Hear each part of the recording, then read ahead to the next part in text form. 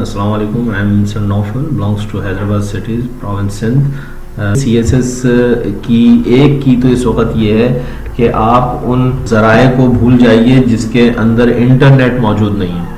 आपकी approach internet तक बहुत अच्छी होनी चाहिए, तो आपके लिए इंटरनेट से ज़्यादा बेहतर ज़रिया इस वक्त पढ़ाई का कोई नहीं है। नंबर 2 बात यह कि इस वक्त इंटरनेट एक्सेस की वजह से आपको बहुत सारी चीज़ों का पता चलता है।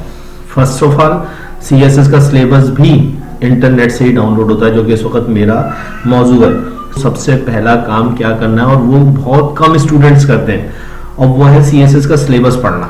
तो मेरी आपको सबसे पहली राय, इसको पढ़िए, और CSS के सिलेबस को हासिल करने के लिए अगेन आपको इंटरनेट के ऊपर जाना पड़ेगा।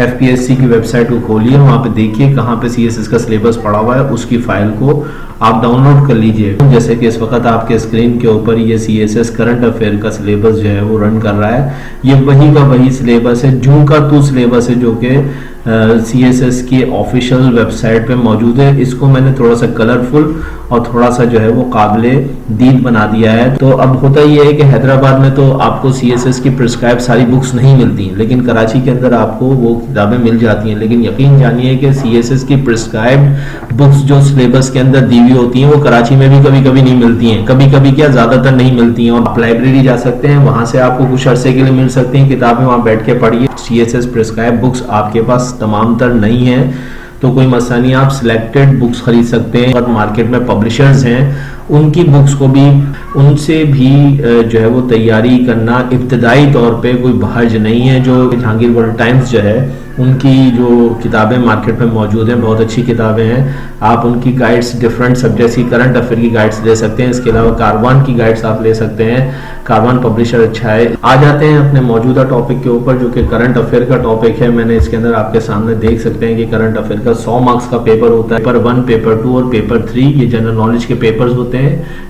तो ये 3 पेपर्स की क्यूमुलेटिव पासिंग मार्क्स बनते हैं। अगर आप इसमें से किसी एक पेपर के अंदर लो स्कोरिंग पे चले जाते हैं, फेल हो जाते हैं, तब भी आप सरवाइव कर सकते हैं, आप पास हो सकते हैं। अगर आप इनमें से किसी दूसरे पेपर के अंदर अच्छे मार्क्स उठा लें, तो क्यूमुलेटिव जब आपके मजमूई नंबर में बनते हैं, तो उससे आप इन पेपर्स में सरवाइव कर सकते हैं। नंबर 1 बात ये।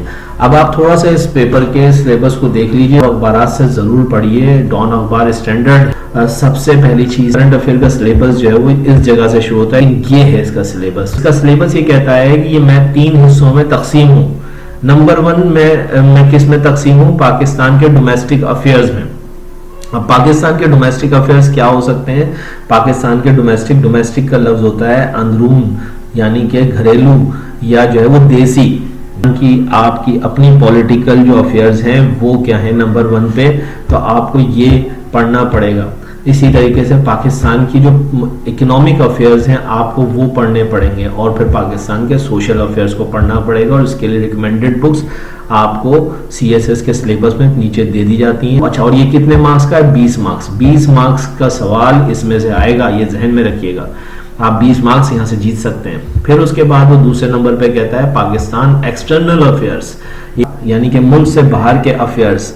अच्छा, उसने उसको इतना अकेला नहीं छोड़ा है, बड़े तरीके से वो आपको बताता है कि आपके पाकिस्तान के रिलेशंस विद नेबर्स। अच्छा, नेबर्स कौन कौन से नेबर्स? जाहिर सी बात है, इंडिया, चाइना, अफगानिस्तान और साथ में रशिया। आप कहेंगे सर रशिया तो कहीं से हमारा नेबर नहीं है।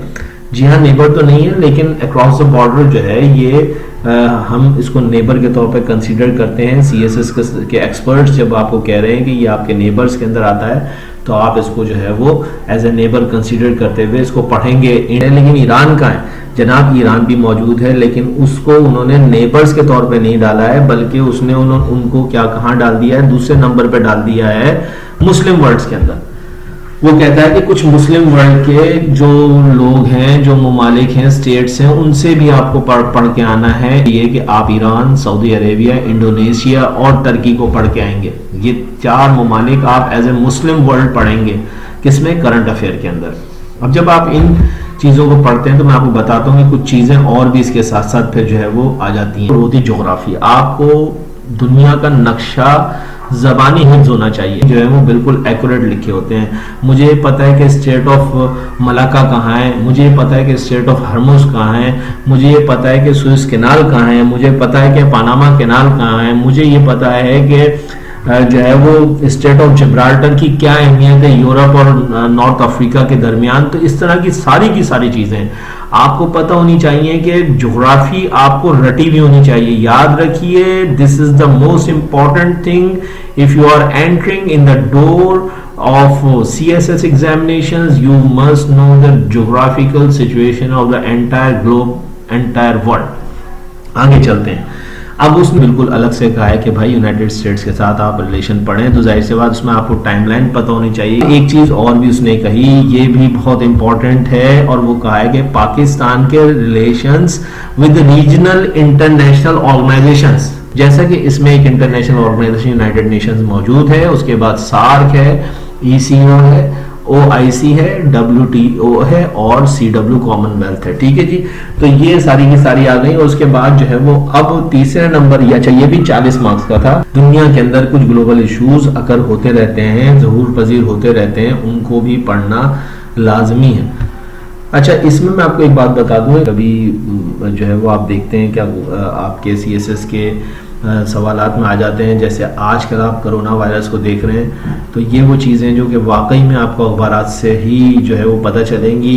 अब वो CSS का एग्जामिनर यकीनन जो है उसके घर पे आप जाके अगर सवाल किए कि भाई आपने ये सवाल कैसे डाला, तो वो आपको बताएगा कि फलानी किताब के अंदर इसका जिक्र था जो कि CSS के अंदर प्रिस्क्राइब थी, वहां पे टॉपिक मौजूद था, आपने वो फलानी किताब क्यों नहीं पढ़ी, उस किताब के अंदर टॉपिक मौजूद था और CSS के सिलेबस में मैंने वो किताब लिखी हुई थी, क्यों नहीं पढ़ी। एक तो वहां से पकड़ सकता है। दूसरा ये कि जैसे कोरोना वायरस है, तो कोरोना वायरस इस वक्त जो है वो एक ग्लोबल इशू के तौर पे आ गया, तो वो यहाँ पे इसी को ही बना देगा कि ग्लोबल इशू।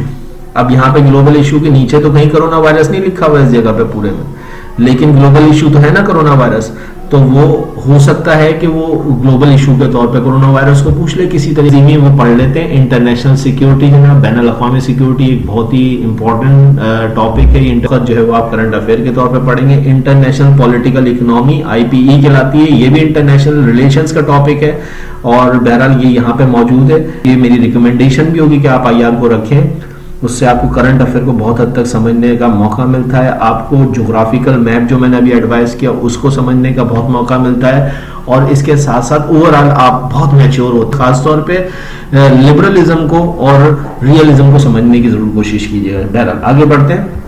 ह्यूमन राइट्स के हवाले से, और फिर सबसे इंपॉर्टेंट, ये तो समझे आपको 20 मार्क्स दिला देगा ये वाला, एनवायरनमेंट वाला टॉपिक ये जरूर पढ़ के जाइएगा, इसको बिना पढ़े तो CSS करने जाइएगा ही नहीं। ग्लोबल वार्मिंग, क्योटो प्रोटोकॉल और कोपेनहेगन अकॉर्ड, IPCC की जो पूरी की पूरी हैपनिंग्स हैं, उनकी जितने भी कॉन्फ्रेंसेस, छोटे मोटे कॉन्फ्रेंसेस होती रहती हैं। इसके बाद जो है वो देखिए आप पॉपुलेशन के हवाले से भी है, तो सारी की सारी साउथ पाकिस्तान के अंदर सेंसस हुआ हाल ही में, किस इदारे ने कराया, कितना हुआ, क्या फाइनल सिचुएशन है, सारी की सारी आपको पता होनी चाहिए। टेररिज्म एंड काउंटर टेररिज्म, ये तो जाहिर सी बात है बेस्ट टॉपिक है, इसको पढ़िएगा। ग्लोबल एनर्जी पॉलिटिक्स क्या है ये देख लीजिएगा।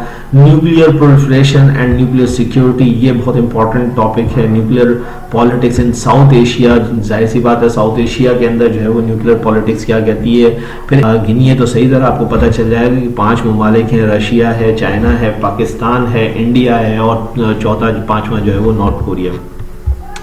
ठीक है जी। International trade, Doha development round देगा, इसके अलावा cooperation and competition in Arabian Sea, Indian Pacific Ocean, इस टॉपिक को जरूर देखिएगा। इसमें ज्योग्राफी भी है, इसके अंदर बहुत कुछ है। अरेबियन सी, इंडियन सी और पैसिफिक ओशियन, इसको पढ़े बगैर, इंडियन ओशियन को और पैसिफिक ओशियन को पढ़े बगैर नहीं जाइएगा। क्या था मिलेनियम डेवलपमेंट गोल्स, MDGs जो है वो, अब जो है वो MDGs जो है वो कन्वर्ट हो गए SDGs के अंदर, तो अब वो SDGs आप पढ़ लीजिए। ये जो मिलेनियम डेवलपमेंट गोल्स हैं ये अब SDGs कहलाते हैं। ठीक है जी, तो वो SDGs को आप देख लेगा। करंट स्टेटस ऐसा उसने यहाँ पे लिख दिया ना, करंट स्टेटस MDGs का, तो वो करंट स्टेटस SDGs ही हो गएंगे। और इसके साथ साथ जो है वो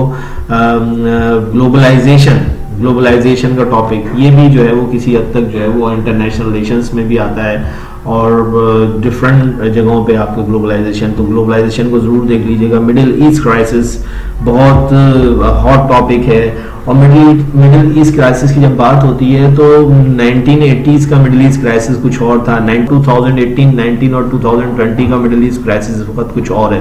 तो ये ज़रूर देखिए, कश्मीर इशू और उसकी लेटेस्ट अपडेट्स और पैलेस्टीनियन इशू, ये सारी की सारी चीज़ें आप देखिए। सिलेबस को देखना बहुत ज़रूरी है। Thank you very much.